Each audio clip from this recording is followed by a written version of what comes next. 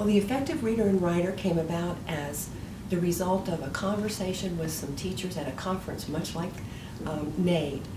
And the very hint of the reforms that we're now going through were being suggested at that time.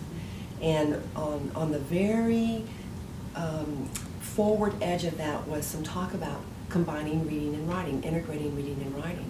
And that thought thrilled me because I've always thought of reading and writing as transactional, as a conversation between the author and the writer. And the reader and the writer. And interestingly, the reader continues that conversation by engaging in the text cycle and becoming a writer. And it's been a long time since we've really taught reading and writing as a conversation.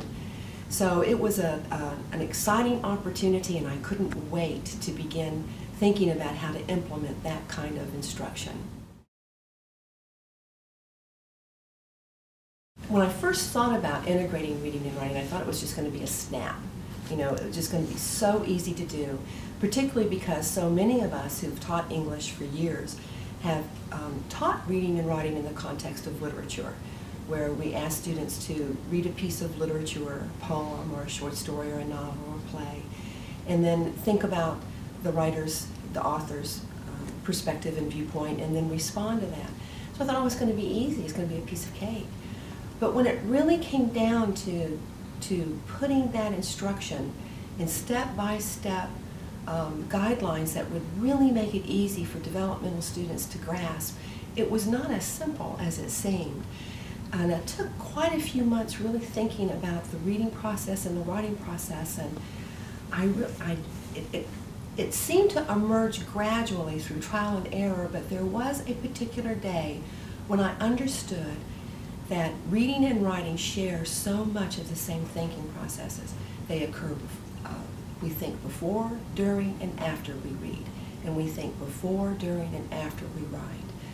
And then that made me think of the time-tested SQ3R and how that process already incorporates writing to learn within its process. So it seemed then to be a natural extension to take that before, during, and after process and bring the two writing and reading cycles together into one process that begins with previewing, asking questions, surveying a text, reading for comprehension and monitoring comprehension, then taking notes from the text as a way to pre-write for the reader's written response to the text, and then drafting that response and then proofreading that response, which is also a monitoring of comprehension. There are a few things I'd like teachers and students to understand about how this is really going to help them. First of all, the integrated reading and writing approach is not just set up for students in their learning activities, but the entire instructional approach integrates reading and writing. So every single module, every single chapter implements reading and writing to learn. For example, the opening 2 pages are always going to be a photographic organizer that introduces the ideas with a series of photographs where students have to look at those photographs and answer the question, what's the point of a main idea, or what's the point of cause and effect? And those photographs will actually reflect the content of main idea or the content of cause and effect. And then the students are asked to fill in the blanks. So how does this photograph represent cause and effect? That means that the students have to tap into their prior knowledge. And then they also, after they do that, then there's okay, then what's the point of studying this? That's asking them to predict the importance of learning this. So the first 2 pages are going to always call up the student's prior knowledge about the content, the actual reading or writing skill or strategy, and then predict the importance of it.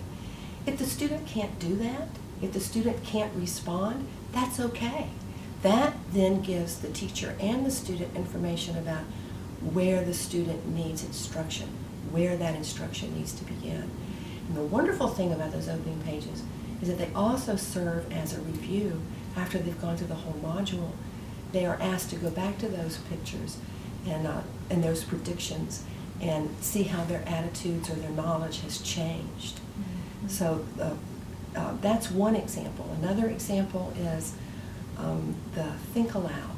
In the reading curriculum, one of the big strategies that we use is we model our intellectual behaviors for students because they don't know how to do these things. So if we're looking for the main idea, we talk about that out loud. You know, when I was first reading this, I noticed that the word stress was the word that occurred most often. So I understood that this essay was about stress, or this piece of text was about stress. And then I noticed that this particular sentence had the word causes, you know, major causes for stress. So that gave me a clue that this was about the major causes of stress. So we talk about that out loud with students. What I did in the textbook is I made every single example and explanation a think aloud. Mm-hmm. Instead of just an explanation that gives them answers, it takes them through the intellectual process that a thinker goes through to arrive at a conclusion, you know, about that particular activity. And the value of that then is that students are also asked to create their own think aloud. So they have models. They have think alouds that show them how to think aloud. Mm-hmm. You know, so, and that's through the entire textbook. So that really fosters metacognition. Mm-hmm. So, and then of course, they use their writing to learn throughout the entire module, and they use it to predict, as they did in the opening pages. But in the academic learning log, they also use it to assess their progress. And if they have not made mastery, if they haven't achieved mastery, then they're asked to even set up future learning studies. You know, well, what do I need to do next? Now that's just using the writing to learn. The entire module, which is a reading technique, reading pedagogy technique, the entire module also relies very heavily on them using their writing to share information as well. So the entire process is really integrating reading and writing as an instructional method as well as learning activities. So that's one thing. Mm-hmm. Another thing is that through my own experience and in talking to so many teachers, one of the things we're most concerned about in terms of student success is their lack of prior knowledge. And particularly with the new reforms that are going on, this is their chance to really build some prior knowledge before they enter those college classrooms. So I selected high quality reading text for them to respond to in writing that cover the gamut. It covers these selections will cover all of the major academic domains. So there'll be science, biology, political science, sociology, public speaking, a little bit of literature, but mostly informational text, because that seems to be the real need right now. But not only do we cover all of the academic disciplines, I also put in front of students writing situations that allow them to write in everyday life as consumers, read and write. I mean, you know, understand that what I'm putting in front of them is a piece of text. For example, if they're going to buy an iPhone or a smartphone, then there is an activity where they have to read a comparison chart of several different products. So they have to look and see what they want as consumers, and then they have to write up a recommendation as if they're doing a blog. You know, here's my recommendation based on my understanding of what a consumer might need.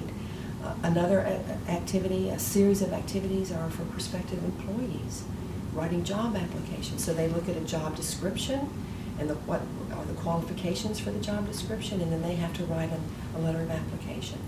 So it is all hinged on the assume you are, and then they have to read and write based in that context.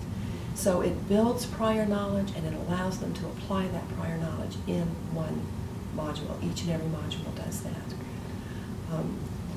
Then the third aspect that I'm really excited about, and I think that teachers and students are both going to be thrilled about, is that this is a process-based approach. So that this is something that they, coupled with the desire to build their prior knowledge, they're going to see that they can take this process that guides them through pre-reading to proofreading, and they're going to be able to apply it in any situation. So making it process-based allows them to be in control and be able to take it and transfer it into other situations. In the design of integrated reading and writing, it's one of the key elements that I tried to keep in mind was the balanced approach to instruction. Because in the reading classroom, when we did them separately, we had a great deal of time to drill down on skills. And so many developmental students need that. And then of course you have to show them how to take that skill and transfer it into the whole process. But many of them have gaps where they really need a great deal of attention and repetitive learning. They just need that. They're trying to overcome a lifetime here of gaps.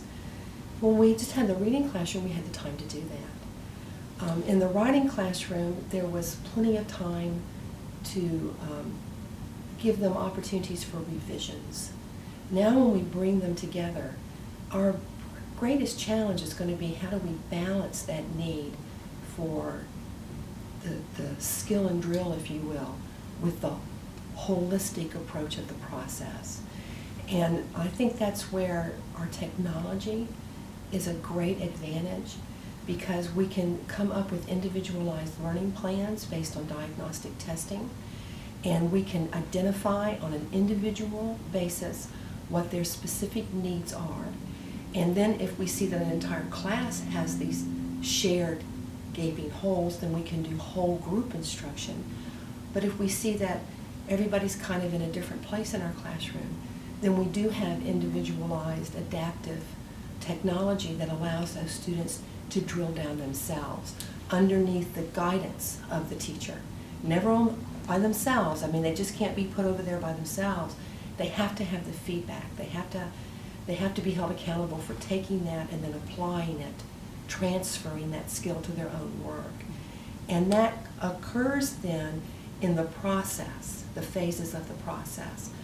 So for example, if they have a great deficiency in grammar, then that student's probably going to spend more time on the proofreading and the revising phase of the reading writing process, where another student who doesn't have that difficulty but can't come up with topics or doesn't really understand how to engage with the text might be spending more time, you know, in the previewing and the brainstorming part of the process. So the process approach really does allow the flexibility for the balanced approach. We can't do it all one way and we can't do it all the other. We have to have a balanced approach.